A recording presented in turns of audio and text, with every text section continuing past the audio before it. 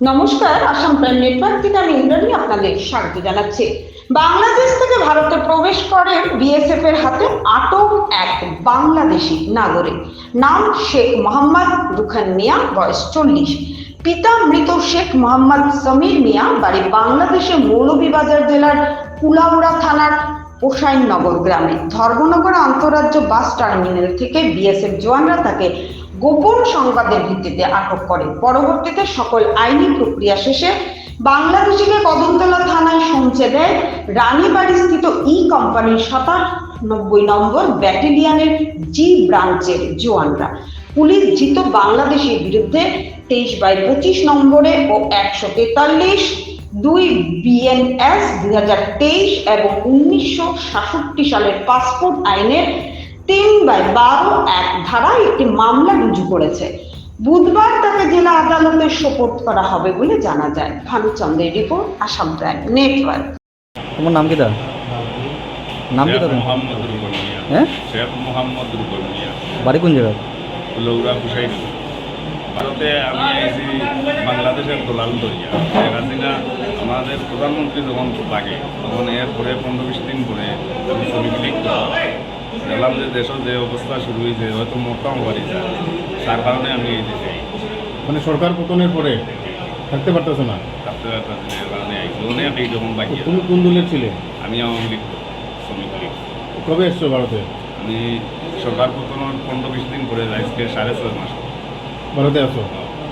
দালালটা কত দিয়ে ঢুকছো? দালালে নিজে আমার এসে 25,000 টাকা কইল যে 25,000 টাকা দিবে আমি তোমার পার করে দেব। এর বাদে আমার কইল যে আরও তুমি ইন্ডিয়ান টাকা মানে ইয়ে নিতে এনে কত নিতে মহিলাম টাকা 30,000 দিলাম। বাদে 35,000 আসিন দিলাম। দেওয়ার পরে আমার 2,000 দিয়া কইল যে তুমি 2 দিনের ভিতরে ভাইবা তুমি তোর মনে কর টাকা পাঠাই। টাকা তো আর্জেন্ট মিলিয়ন না, ওই আর পাঠাইছে না। 2 দিন আমি ওখানে ঘুরছি, তখন পাইছি না।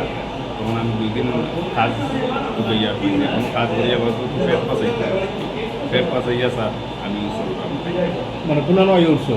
বাদে তো ইয়ত গেছি কাতার খান মানে ঢুকছো কোন দিক দিয়া? কোন বর্ডার দিয়ে ঢুকছে? ফুলতলার ওইদিকে বড় এখান দিয়ে পড়ে, সময় বড় এখান দিয়ে। পুলিশ তোমার কই দিকে দিয়ে নিয়ে এসেছে?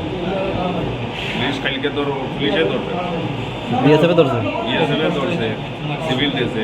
কালকে আমি কাতার খান দিয়ে যাইলাম বাসে, তখন ওখান থেকে ইয়ে ধরবে। তোমার লগে আর কেউ আসিল না? না কেউ নেই, আমি apply।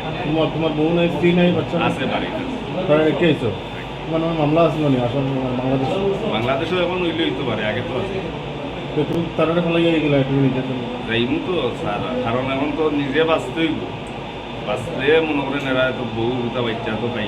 বিএসএফে কোন দিকে ধরছে তোমার? বেশি ধরতে বাস স্ট্যান্ড থেকে, মানে Dharmanagar bus stand? Bus stand থেকে বাসের ভিতরে থাকি আমি, টিকিট টিকিট করিয়া বাসে গিয়ে কোন জায়গা? ধর্মনগর? ধরবো।